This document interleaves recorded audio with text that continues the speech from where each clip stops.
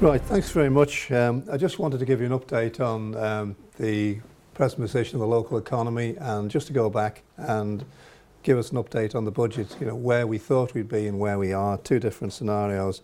The economy's still growing in real terms, but there's two, in effect, constituent parts of the economy.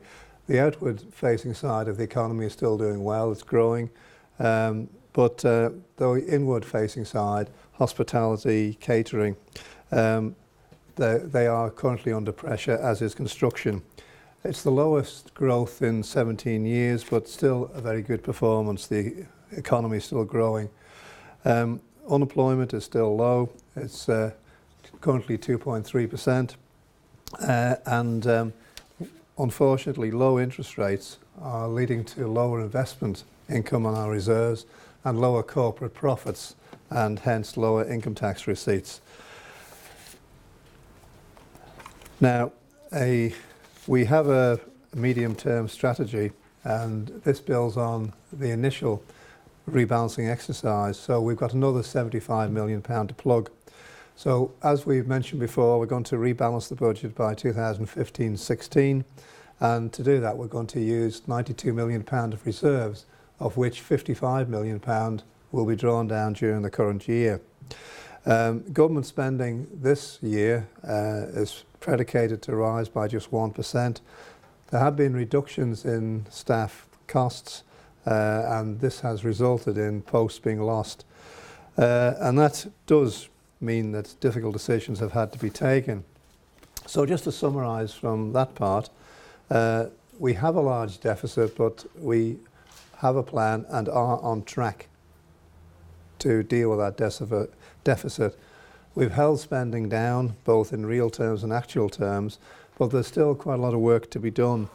And the key now is the big issues, which, for example, are benefits, housing, but we have protected our expenditure in health, social security, and the capital programme, and importantly avoided further tax rises, which, if we had have gone ahead with tax rises, would have affected our overall competitive position.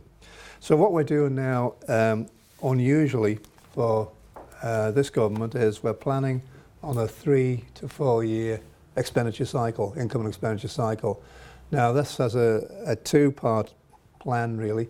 The first is to give a bit more certainty to departments so they can plan more accurately for the life of this administration, and secondly, to give reassurance to the public that we have a plan and that we know where we're going. Now, the revised medium-term plan, now, people's eyes always glaze over when they see figures coming up, but the figures which I have here compare what we have now against what we thought we'd have in 2009-10. So if I could just run through the figures. In 2009-10 budget, we thought that our income would be £195 million more than it is now. And that rises to 2015-16 to a gap of £214 million. Now that isn't all the loss of income through the VAT agreement. Approximately £20 million of that has been a reduction in direct tax receipts. That's income tax. So there's been pressure there as well. And a large part of that is through the decline in bank profitability, for example, and additionally, those people who have savings have been getting a lower return on the savings. So just have a look again at our rebalancing plan. You'll see that we're projecting the second set of bold figures down, gross income.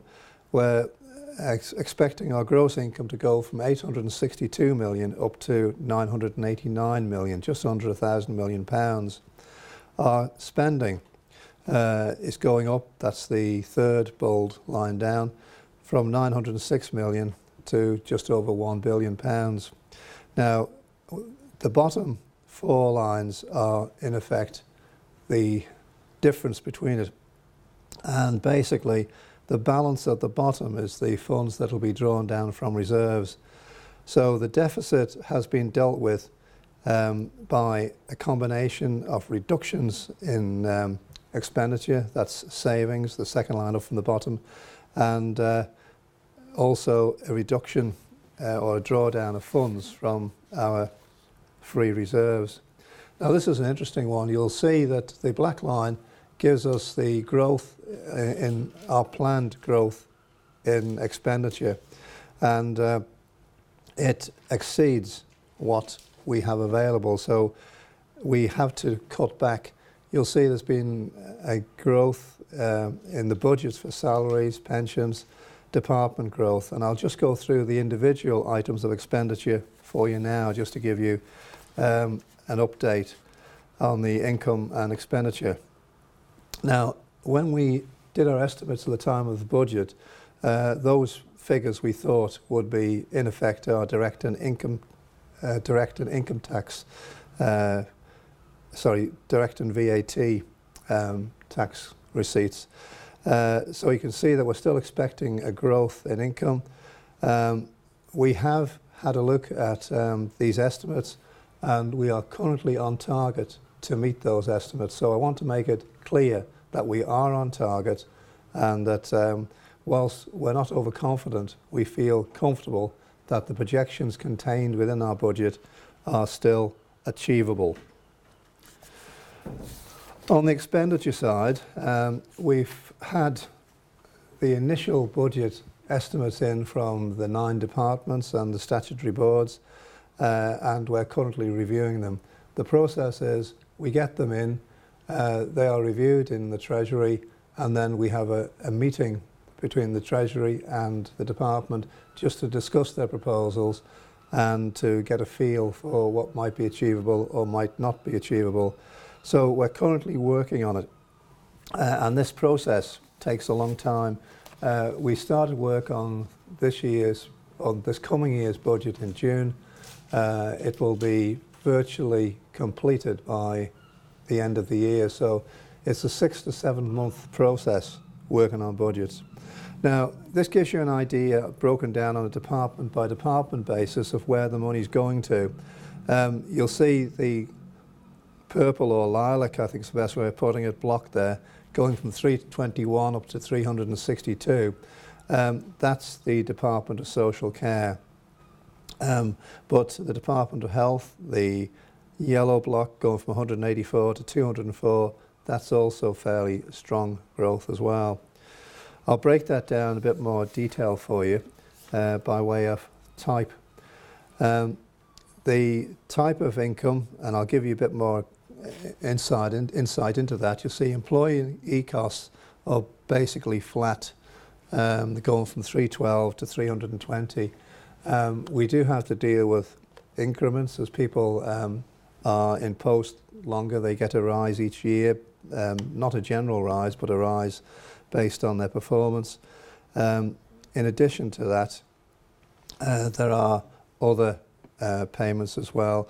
You'll see the yellow one, second down from the top, the benefits column going up from 255 to 292 million, and by anybody's stretch of the imagination, that's big payments. Now, outcomes. Now, this is where the money goes, what we seek to achieve with it. The cost of administration, 167 million at the end of the 5-year period. Universal services, and I'll give you a bit more detail on those later. Subsidies, therefore, transport and the airport, they're part of the constituents of that 186 million.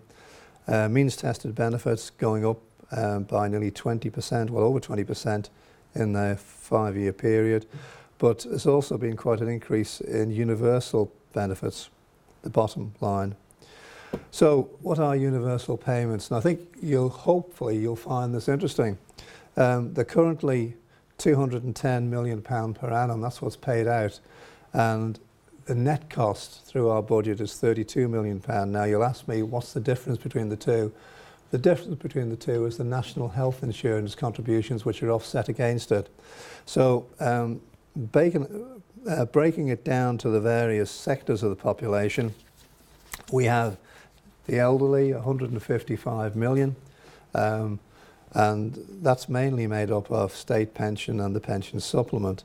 The disability, 25 million. Family, 24 million. The biggest part of that is child benefit at 17 million, followed by maternity benefit. And then mixed groups, 6 million, that's Christmas bonus. And those who are not in the state pension scheme or the earnings related part of the state pension scheme get a subsidy. That's called contracted out. It's growing by £7 million a year. That's the important thing here. And £1 million a year on a net basis after taking off national health insurance.